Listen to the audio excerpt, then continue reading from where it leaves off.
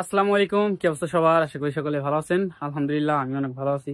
তো আপনাদের জন্য আজকে আর নতুন একটা ভিডিও নিয়ে আসলাম। তো ভিডিও টপিক হলো যে আপনারা আসলে কেন প্রতারিত হন। অনেকে আছে সিঙ্গাপুরে আসার জন্য, আপনারা মনে করেন যে সিঙ্গাপুরে আসার সময় প্রতারিত হইতেছেন, বা প্রতারিত হওয়ার পরে আপনারা বলতেছেন যে ভাই অমুক জায়গায় প্রতারিত হইতেছি, বা এই হইতেছে, এজেন্ট এই বলতেছে, সে বলতেছে। তো আপনারা এই প্রতারণা থেকে বাঁচবেন কিভাবে, তো সেই বিষয়ে আসলে মনে করেন যে কথা বলবো, আর আপনারা প্রতারিত হন কেন এটাও বলবো। তো অনেকে মনে করেন যে এজেন্টে, আপনার যারা এজেন্ট সিঙ্গাপুরে যে দালাল আছে, তো বাংলা ভাষায় বলি যারা দালাল আছে, এরা মনে করেন যে ভালো না ভাই। এরা মনে করেন যে টাকার জন্য সবকিছু করতে পারে। তো আপনারা প্রথমে মনে করেন যে ভালো মন্দ বুঝায়া এমন পাম দিব, মানে মনে করেন যে আপনি একদম, আপনি তখন মনে হইব, আপনি নিজের মনে হইব হায় হায় সিঙ্গাপুর জামু, আর মনে হয় যে শুধু টাকা আর টাকা। তো এজেন্টটা বলে কি, ওই আপনার মনে করেন যে বিশেষ করে আনস্কিলের প্রতারণাটা বেশি হয়। যে আনস্কিলে পাঠাইবো, কোম্পানি পারমিশন লেটার দিবে। তো আপনি যাওয়ার পর 1 বছর পর কোম্পানি পারমিশন লেটার দিবে। তো আপনি কাজ করতেছেন, আপনি তো ধরে আছেন যে এজেন্টে বলছে কোম্পানি পারমিশন লেটার দিবে। আপনি আনস্কিলে আসলেন, আনস্কিলে আসার পরে মনে করেন যে আপনি 1 বছর কাজ করলেন, এখন দেখা যাইতেছে যে কোম্পানি পারমিশন লেটার দেয় না। তো আপনি তো আসছেন আনস্কিল, এখন তো আপনি স্কিল করতে পারবেন না কোম্পানি পারমিশন না দিলে। তো আপনার এটা বোঝা উচিত যে কোম্পানিগুলা আনস্কিলে কাজ করা যায়, যে কোম্পানিগুলাতে আনস্কিলে যে কোম্পানিতে কাজ করা যায়, ও কোম্পানিতে স্কিল দরকার নাই। যে জায়গায় স্কিল দরকার নাই সে জায়গায় বস আপনাদের কেন পারমিশন দিবে? হ্যাঁ, কিছু কিছু বস আছে পারমিশন দেয়। পারমিশন কারা দেয়?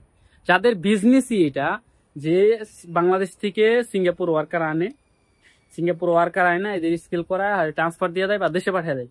যাদের বিজনেসই এটা, তারা পারমিশন দেয়। বা একটা নর্মাল কোম্পানিতে আপনি আসলেন, তো আসার পরে আপনি মনে করেন যে ওই পারমিশনটা তারা দেয় না।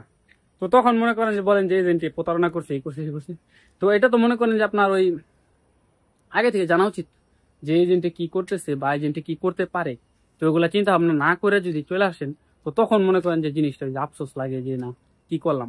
তো এখান থেকে বাঁচার উপায় কি? আপনারা মনে করেন যে ট্রাই করবেন মানে বাংলাদেশে স্কিল করে আসছে।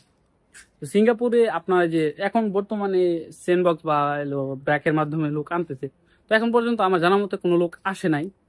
তবে এখান থেকে প্রতারণা হওয়ার, মানে প্রতারিত হওয়ার সম্ভাবনা খুবই কম। আপনি বলতে পারেন যে 1%। কিন্তু আপনার ওই যে বাংলাদেশে মনে করেন যে স্কিল করে যদি আসেন, একদম সেফ।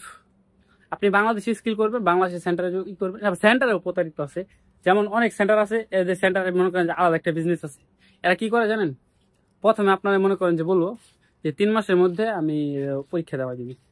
তো 3 মাসের মধ্যে পরীক্ষা দেওয়া দিব, আপনার পাসপোর্টের সাথে 50,000 টাকা নিবে।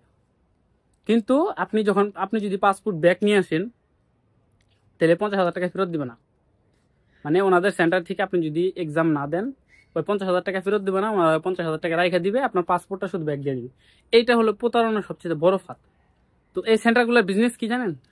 আর আপনার নিয়ে 3 মাস রাখবো আপনার পাসপোর্ট। তো 3 মাস আপনার মনে করেন যে ক্লাস করাইবো, মনে করেন যে কাজটা শিখাবো। তারপরে আর বলবো যে না, এখন পরীক্ষা দিতে পারতেছি না, বা এখন দেরি হইতেছে, এই হইতেছে, সেই হইতেছে। তো আপনি তখন কি করবেন? যে ওয়েট করলেন 6 মাস, 5 মাস, 6 মাস ওয়েট করলেন, 7 মাস ওয়েট করলেন। তখন দেখবেন যে তারপরও মনে করেন যে পরীক্ষা দিতে পারতেছেন না। তো তখন মনে করেন যে আপনার উঠে যাবো রাগ। আপনি রাগ উঠে কি করবেন? পাসপোর্ট আমি ওখান থেকে নিয়ে আসা পড়বো, আমি অন্য জায়গায় পাসপোর্ট দিব, আমি অন্যভাবে যাবো। তখন ওই যে আপনার মনে করেন যে ওই যে 50,000 টাকা, ওই টাকাটা মনে করেন যে পুরাই লস। তো এই হলো মনে করেন যে এই সেন্টারগুলোর বিজনেস এইগুলা, যে এরা মনে করেন যে এইভাবে চিন্তা ভাবনা করে, এইভাবেই মনে করেন যে কুকামাকামগুলা করে। তো এগুলা থেকে সাবধান। তো আপনারা যখন সিঙ্গাপুর আসবেন, একদম নর্মালি চেষ্টা করবেন বাংলাদেশ থেকে স্কিল করে আসার জন্য। আর যদি যে স্যান্ডবক্স বা ব্র্যাকের মাধ্যমে আসতে পারেন, একদম পরিচিত লোকের মাধ্যমে আসবেন। ভুলেও দালালের খপ্পরে পড়েন না, কারণ দালাল ভাই খুবই খারাপ। কারণ দালাল এখন পর্যন্ত দেখি নাই, দু একটা ছাড়া আপনার মনে করেন যে যেগুলা যাদের কপাল ভালো, যে দালালের মাধ্যমে এসে ভালো কোনো কিছু হয়েছে। তো দালালের মাধ্যমে আসলে বেশিরভাগই মনে করেন যে অবস্থা খারাপ হয়। তো দালাল থেকে সাবধান, তাইলে আশা করি প্রতারিত হবেন না। আর সিঙ্গাপুরে মনে করেন যদি আনস্কিল টোটালি অ্যাভয়েড করেন। আনস্কিল আসার মানে টোটালি কোনো দরকার নাই, যতটুকু পারেন অ্যাভয়েড করেন। আনস্কিল যত অ্যাভয়েড করবেন, তত প্রতারণা থেকে বেঁচে থাকতে পারবেন। তো আজকের ভিডিও এ পর্যন্তই, ভালো থাকবেন সবাই। আর কি বিষয়ে ভিডিও চান অবশ্যই আমাকে জানাবেন, আমি ইনশাল্লাহ ভিডিও দেওয়ার চেষ্টা করবো। আর চ্যানেলটি সাবস্ক্রাইব করা না থাকলে অবশ্যই সাবস্ক্রাইব করে বেল আইকনটি বাজিয়ে দিন। টাটা।